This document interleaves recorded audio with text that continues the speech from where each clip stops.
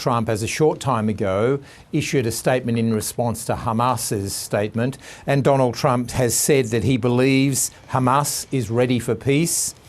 For lasting peace, he says, and that he has demanded that Israel immediately stop the bombing of Gaza. So that's major breaking news. President Trump, as we see there, based on the statement just issued by Hamas, he says, I believe they are ready for a lasting peace. Israel must immediately stop the bombing of Gaza so that we can get the hostages out safely and quickly. We are already in discussions on details to be worked out. This is not about Gaza alone. This is about long-sought peace in the Middle East.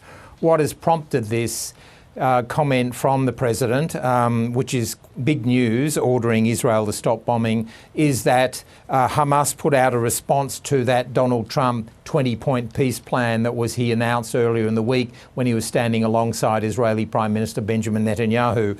And Hamas has said that they have accepted two of the key points of that 20-point plan, the immediate return of the hostages, of 48 hostages. 20 of those are believed to be alive, only 20. The other 28 tragically are believed to have died in custody or as hostages. And also they have supported the handing of government in Gaza over to what they call, Hamas calls, an independent technocrats, group of technocrats based on Palestinian national consensus. However, there could be a sticking point here with Israel because Hamas says that for the future, they support a comprehensive national position of which Hamas will be a member. Now, I think that goes against everything Benjamin Netanyahu and the Israeli government have been saying since this war started almost 2 years ago. But the really significant thing, of course, is Donald Trump's intervention a short time ago. Yeah, I mean, regardless of those remarks on social media, John, from Donald Trump, that caveat at the end, Hamas to remain at least part of a governing body of Gaza. What does all of this mean then? Does it genuinely mean an end to the war in Gaza?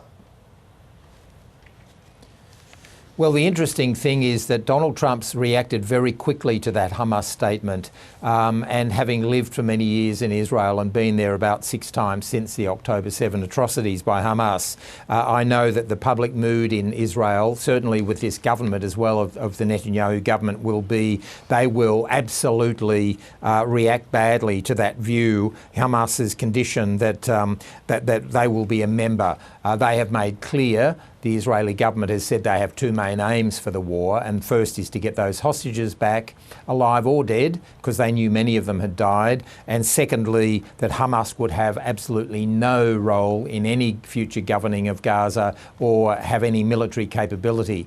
And so for Donald Trump almost to come in over the top now, and for him to say he believes Hamas is ready for lasting peace, those words will certainly not be well received by the Israeli government. Yeah, I mean, and he used that word peace, I note, in capital letters numerous times in that post on Truth Social a short time ago. So what does that word mean, John Lyons? If this ceasefire does go ahead, does it in fact mean there will be peace in the region?